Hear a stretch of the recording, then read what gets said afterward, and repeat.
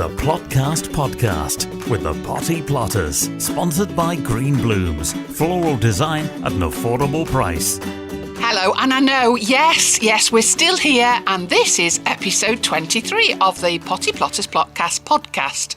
And I think we should have a fanfare now, Julia. Well, have you got one? Well, I've forgotten the instruments, but I can do this. Anyway, we'll move on then.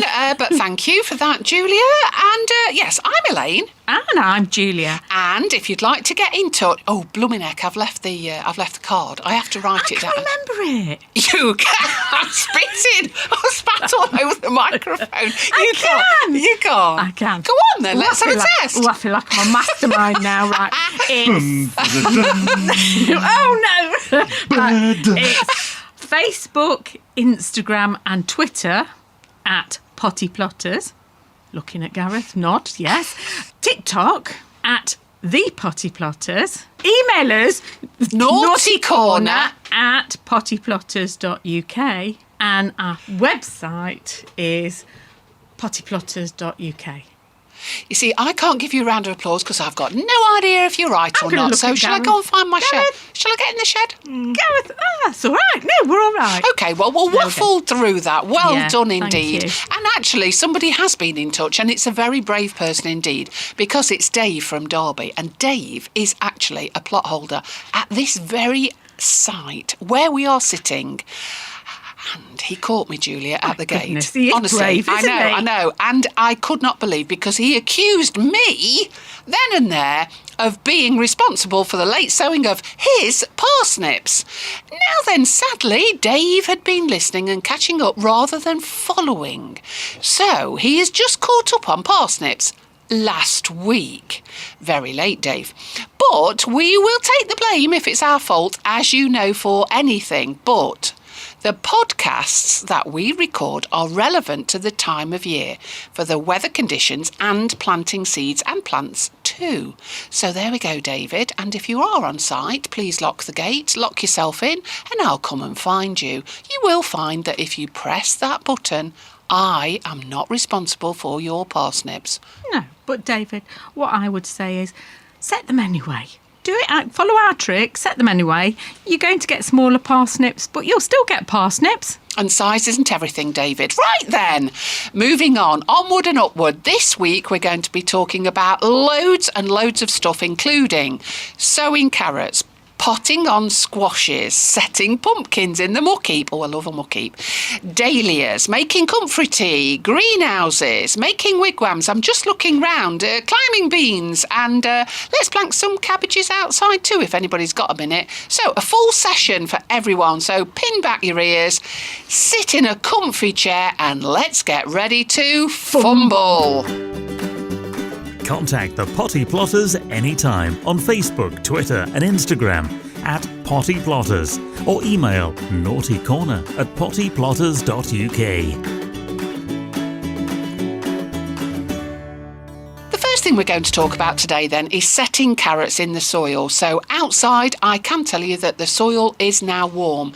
The things to remember for me are always giving plenty of room for your lines. I do like a line of carrots, not just sprinklings everywhere. The types of carrot fly, and also don't forget the protection of them and watering. Can I just check, how do you know the soil is warm enough? Have you had your bottom out again? I haven't had my bottom out yet, Julia, but I have put my hands on the soil, and they've been in it this week because I've been so busy. And I can tell you that, honestly, it is a lot warmer now, and the soil is warm, and it's perfect for germinating all of our seeds that are out there. So, Julia, I know that you've already planted some carrots, and you've done it this week. Tell me about that. Yeah, so I've already planted a row of carrots. The variety I've planted is called Marion, which is a nice stubby variety, and already they are starting to show through. So that's only 7 days and they're already up. But what I would say was I was on my knees for quite a while because I planted quite a long row, and then obviously even though I've got tiny little fingers, I still struggled to separate them. So what I would say to anybody is go and get yourself one of them seed tapes. It makes it much easier, less fumbling around, and if you've never done it before, it just saves a lot of hassle in the long run. Remind us us again then, Julia. What are these tapes all about? How does it work? So the tapes are, I suppose they're about as thick as sellotape, if you can imagine sellotape. Yeah. And they're very papery, and on the paper, it's almost like tissue paper. And in the paper, the seeds are actually impregnated at regular intervals so that you've not got to do the spacing out. Brilliant. And the tape comes in about 6 metre lengths, so you get loads and loads for your money. And all you do is literally tear the tape. It really is like tissue paper. And then you just make your groove in the soil, lay the tape, and then just gently cover with a bit more soil, water in, Bob's your uncle, and off you go. It's a lot less hassle than sowing the seeds yourself. Some people may say, well, the tape's more expensive, but then by the time you've thinned out and the time it's taken you, well, it might be worth a go. Give it a go. Why not?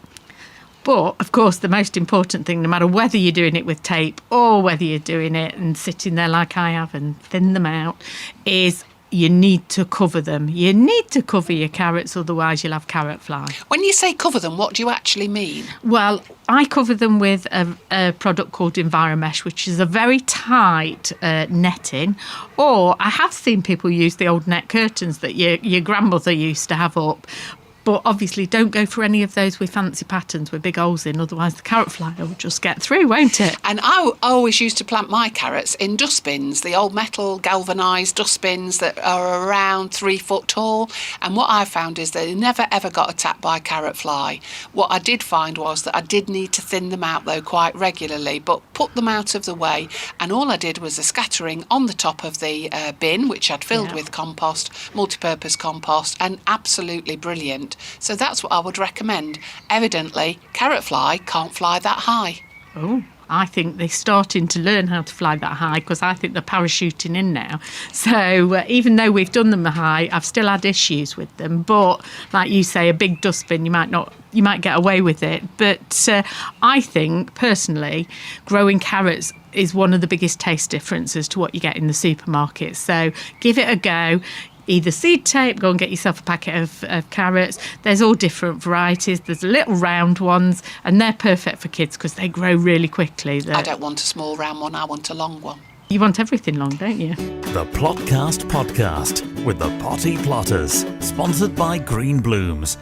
Right then, come on then, Julia. Let's move out of this beer garden and let's move up to the top of the plots. So we've come to the front of my plot, Elaine, and it's fair to say you're having a good play with that horse muck. What are you doing? Right, well, I've got a load of horse muck, and what I've done is I've tipped 3 bags into this trough here. So it's a raised bed area, and now all I'm done is, having wet it through loads and loads of water, I've now mixed it in with the soil, and I tell you what, it looks blooming edible, this does. I mean, not for me, obviously. Yeah. I mean, I'm thankful that I've lost my sense of smell, but Gareth, how does it smell? Bloody horrible. Is that about me or it? I think on this occasion it's that? because it was quite fresh, wasn't it? It is fresh, yes.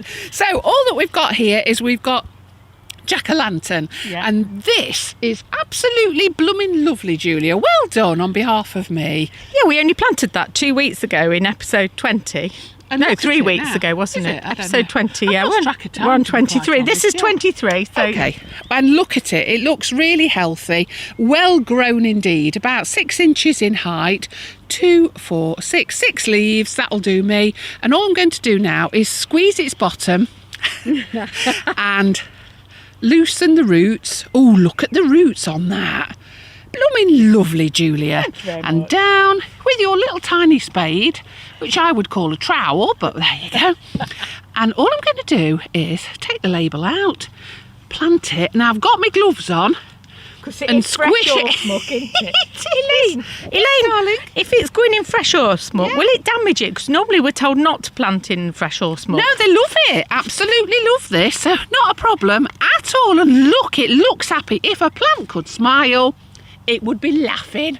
Why does it like the horse milk so fresh? Is it because of the moisture? Yeah, and it retains the moisture as well, but it's food. I mean, it's like lying in a Sunday dinner. I've never thought of it like that. I don't think I'll try it. Now what are you up to? Right. I've moved across now to this next raised bed that you've made out of pallet collars. Absolutely lovely, Julia. And again, I've loaded horse muck like it's going out of fashion on here. I can't find any soil. But it's okay because actually it doesn't need any soil. It'll be very happy in this. So, pallet collars going up about 2 foot by... If I said a metre, that's mixing decimal with that other... It's not a metre, it's about half a metre. Oh, right, okay. Half a metre. Anyway, whichever. So all I'm going to do now is... the horse muck I did smash up, so there's no big lumps in it. I don't want any lumpy muck. So all I'm going to do now is make a big hole. There you go, that'll do me. And then a lovely plant, Julia, Crown Prince, which is a blue fruit, which I think was lovely last year that you grew. I didn't do it. And look, a lovely root ball. Thank you. What to do is pop it down here into the muck, take the label to one side, and then squash it into the muck. Squash it into the muck, Julia. Look at that now. That will be happy because we have, although we've taken all of this fresh muck out of our muck heap, we have planted directly in the muck heap before, haven't we? Yeah. We've not done it this time because we want to put more muck in, but we have planted directly. The only problem was it got so big we couldn't move it. No, and I'm hoping it won't happen, but I know that it will trail everywhere. So we'll just make sure that we keep a grip on it. But I tell you what, they look brilliant, honestly. Well done. Thank you very much. The Plotcast podcast with the Potty Plotters. Elaine, have you washed your hands after you've been in that muck heap? Is it something that you can smell, Julia? Yes, I've moved my gloves to one side and I've put them ready to actually wash. They're leather, but they are washable. And any smell that you can smell is not me. You're pointing at Gareth? Just No, saying. anyway. So what have we been up to this week? Loads, because we are still in the busiest time, I think, for allotmenting. We are now on the longest day of the year. Yeah, it's all downhill from here, isn't it? It is, yeah. Welcome winter, here we go. But it means that we've still got lots of long days where there's lots of light, lots of sunshine. We've just got to make the most of it. I have been non-stop deadheading the perennial flowers. I have been on my hands and knees weeding, believe it or not, struggled on occasions to get back up again. But it's incredible that we're actually harvesting as well. Broad beans and potatoes, can't beat it. Yes, and also the beer garden's been very, very busy. Have you noticed? Now it's got all summery in the afternoon. Nobody wants to do any work, so they've all been round and they've wanted a pint. So and that's what it's all about. We've got to have some fun as well. Yeah, it's not all work, is it?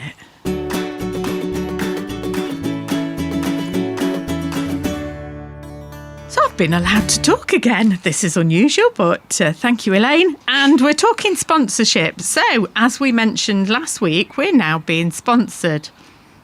So if you're a business and you'd like to partner with us, please do get in touch. naughtycorner@pottyplotters.uk. This episode is sponsored by Green Blooms Floral Design of Derbyshire. You may remember Tina, who was with us on episode 11 discussing spring flowers and displays. Green Blooms Floral Design is a small floral business based in Derbyshire who give a personal and affordable service. Whether you're after displays for your wedding, your funeral, a gift or bouquet, contact Tina. Search Green Blooms on Facebook and Instagram or at greenblooms.co.uk. You'll also find them linked from our social media too. The Plotcast podcast with the Potty Plotters, sponsored by Green Blooms. Right, before we go any further, I just want to say a few words. Only a few, Julia. Don't be worried. That's not possible. It's true, honestly, about dahlias. Now, some people call them dahlias. I call them dahlias. And for me, they are food for slugs and also black fly. So keep an eye out on all of your plants at the moment. And what I've noticed is that I've got black fly already on some of my dahlias. So what I've done is I've nipped along with some washing up liquid, diluted into water, and I've sprayed them and it's got rid of the black fly. The other thing is that I have used some nemaslugs over the dahlias, and I'm hoping therefore that I don't get any slug damage. Take note. The other thing is that they do need some support, because some of my dahlias are going to go to about 4 foot, 5 foot. Crikey. So I know. I've told you before I do like a big one. So what I'm going to do is I put some 4 foot and 5 foot canes, and I do them in a triangle. I put plant pots, little tiny plant pots on the tops, and then I thread string all the way round all of the canes, and I do that simply to support the flowers, because some of them have got big heads. Oh, can I ask you, Elaine, why did you put plant pots on the top of your canes? Because I can. You mean it's not to stop you poking your eyes out? Oh, it is that as well. Yeah. Did I tell you that my sister poked her eye the other day with doing that? She didn't put a plant pot on the top, and she caught just underneath her eye and ended up at A&E. So, Jacqueline, hope you're feeling much better and that you're listening to this. It is a good word of warning. And I did it once, but thankfully I was wearing my glasses. So, but yeah, good. That's a top tip, actually. It is, yeah. Get plant pots and stick them on your sticks. Top-notch advice, no Latin included. The Potty Plotters Plotcast. So we've come outside to the front of my plot, and I'm quite glad it's you, Elaine, because it's another smelly one. What, me? That's not very nice, is it? But yes, you're comfrey, Julia. And all that I'm going to do is I'm going to just show people and talk to people about making comfrey tea. The flowers themselves are fantastic for the bees, but it's the leaves that I'm actually after. You can put some stalks in, and all you want is an empty bucket, fill it full of comfrey, like so. And then all you need is a watering can. It's so simple, it's ridiculous. But the great thing about comfrey tea is, while it reeks, and I really do mean it really does stink, it's a brilliant feed for your tomatoes and cucumber. So all you need to do is make sure that everything is covered with the water, like so. And that's taken just a few seconds, that's all. And then stick a brick on it, like that. Oh. Hey, what's that payback for the muck? Hey, now I'm going to cover it, that's all. I'm just going to cover it, and I'm going to move it and leave it for a couple of weeks while it stews down. It goes dark brown in colour, and it really does stink. But what you do then is dilute it just like you would a tomato feed. Dilute it with water and put it round your tomatoes and cucumbers. It's fantastic. Hints and tips for shortcuts to success. The Potty Plotters Plotcast. It's the middle of summer, Julia. I'm outside the greenhouse and you have gone in. What the heck are you doing in there? Well, why are we doing this in the middle of the day, Elaine? It's boiling in here. But the reason I'm in the greenhouse, and you'll notice I'm in the greenhouse with the cucumbers and also the aubergine. And the reason I'm in this greenhouse at the moment is I need to raise the humidity levels. I mean, I'm quite hot, but obviously the cucumber and aubergine really like high humidity. So there's two ways you can do this. I'm going to either water the ground. I've got my water, because I've got a concrete floor in here. Or you could just put some pots and fill them with water and leave them in your greenhouse. But another thing I'm also doing, and I won't do this in the middle of the day, but to improve the set on the aubergine and on the cucumbers, I do like to give them a spray with my sprayer in the morning, and that improves the set, and it'll also hopefully ward off that dreaded red spider mite. And you're doing that before the sun comes out, I noticed. Yeah. Why? Because if I do it when the sun's out, fully out, then obviously the sun is going to burn the water that is on the plant and make holes in make marks all over my plant. And so the moral to the story is get up early in the morning, come down, get your greenhouse done and get out of there. Absolutely. Now let me out now. Hey Julia, before you come out of the greenhouse, I've noticed you've got some marigolds that are planted in the soil. Yes, I've planted them and they hopefully will deter the whitefly in the greenhouse. But I noticed you'd got them all over the place, not in a nice line like mine. No, and what I've done is I left them in the greenhouse last year. They've self-set, so I've got hundreds of marigolds all for free. Did you leave them on purpose or did you not get round to emptying it? Shut up. We're going to talk about making wigwams. are we going to be playing cowboys and Indians, Elaine? Well, something very similar, but not everybody knows what a wigwam is on an allotment, Julia. So what is it and what are we going to use it for? So we're going to use it to grow our beans up it. I actually don't do wigwams, so I don't know why you've made me answer this one, but I do the rows of beans rather than a wigwam, but I know you like a wigwam. I do like a wigwam, And yes. you always have to make a wigwam with an odd number Yes, case? I Well, always you do them in That's what threes you or tell fives. me. Yeah, definitely. It's aesthetically pleasing. You're very strict. Are you flapping, Julie? Because I can hear a lot of noise going on. Ideally, I would have put them in before now because the ground is quite solid. So if you are going to put them in, make sure that the ground is a little bit wetter. So I would water the ground because you want your canes to go in about a foot. Otherwise, the weight as the beans grow will tip the wigwam over. But you do need something to grow the beans up. So what do you actually do with them? stick them in the ground and tie them together. Right, and so you space them around. Come on, a quiz. So I space them out about a foot between each of them and then stick them in the ground and then I tie them in. I pull them all together at the top and tie them together with a piece of Twiddling around with your fingers. Nobody can see it, Julie. It's a podcast. This is what people listen to. Okay. So tie them at the top, yes, having pulled them together. With a piece of string. But I'll tell you what I have seen someone do. They leave a gap. So they make them quite wide and leave a gap in there and grow beans or sweet peas up. And then they do make them almost like as a little teepee and the kids sit inside them. Oh, we can do that. You're not going to put me inside that teepee, are you? There's every chance. So, Elaine, I've got the cabbages from episode 16 here. You've not put them on the list, so I've been holding them back and they're a bit pot-bound Oh, now. so it's my fault. Your name's not David, is it? By any chance, Julia? Just thought I'd ask. Anyway, so I've got them here and I am going to plant them out today, like it or lump it, otherwise they'll just bolt then otherwise. So I am going to put them out. I'm going to put them in the ground. I've prepared the area, made it nice and firm by walking on the ground because, again, like any brassica, cabbages like a nice firm bed. And I'm going to stick them in and then cover them with some debris netting to make sure that the cabbage white butterflies can't get them. So do you do like a little cage around them? I do, yes, because otherwise, I mean, we've seen it happen time and time again. People put brassicas out and they come back to stalks the next day, and that's no good. You've got to protect them because the pigeons will have them from above, the slugs will have them from below. So I'm going to plant them. I'm going to give them about, 40 centimetres. What? Have you turned into another language there? 40 centimetres? What's that in English? About It's no good holding your hands, Julia. I keep on telling you. You've got a speaking part. Now what you've got to learn is to use that rather than to demonstrate. Right. So is that about a foot? But just over a foot. Right. Yeah, just over a foot.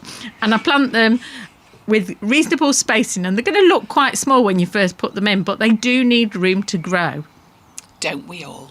You want to talk about elderflower cordial, don't you? I do, yeah. Well, it's free, that's why. When I say free, elderflower now is out in an abundance. And don't take all of the elderflowers because we want the elderflower berries. That's what actually happens with them. They turn from flower to berry. But that will be something that we'll cover over in the autumn.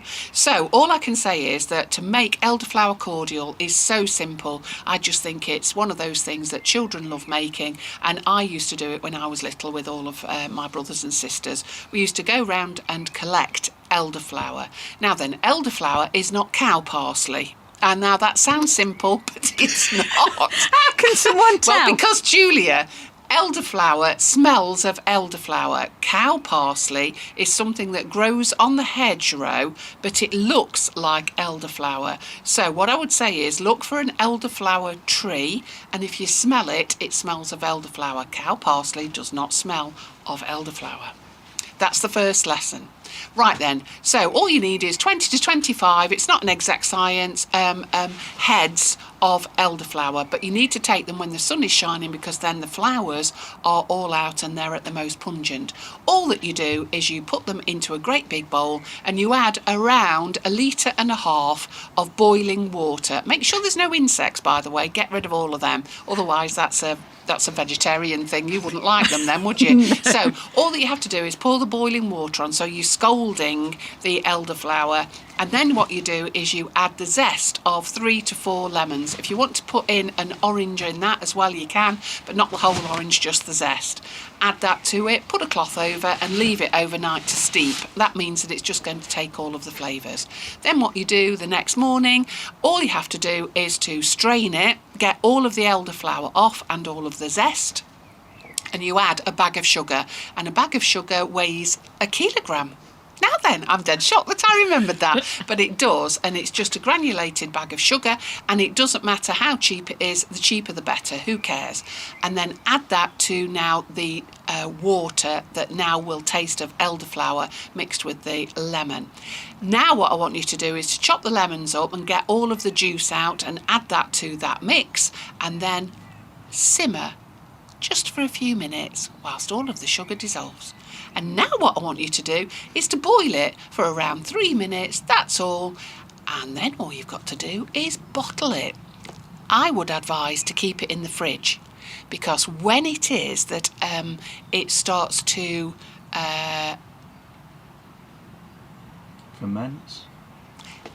The word there is being used by Gareth, because if you don't keep it in the fridge, it actually does ferment. Ooh. Yes, thank you, Gareth. Does it become alcohol then? That indicates to me that he was actually listening. What a shock. I mean, a complete shock. But yes, it does, and it does go off. So all you need to do is to keep it in the fridge, and it will save up to 3 months.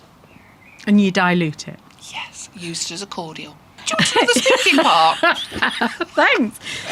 So next time we'll be talking about problems on the plots. Loads of them. People wouldn't believe what happens on the plots and outside of the plots, honestly. And we'll be chatting to Philip Turville, who is the Eco Business Director with the Field Studies Council. An amazing, inspiring, enthusiastic bloke who taught us lots of things we didn't know about nature.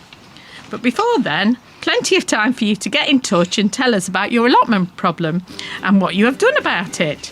So then we can share your advice and hints and tips.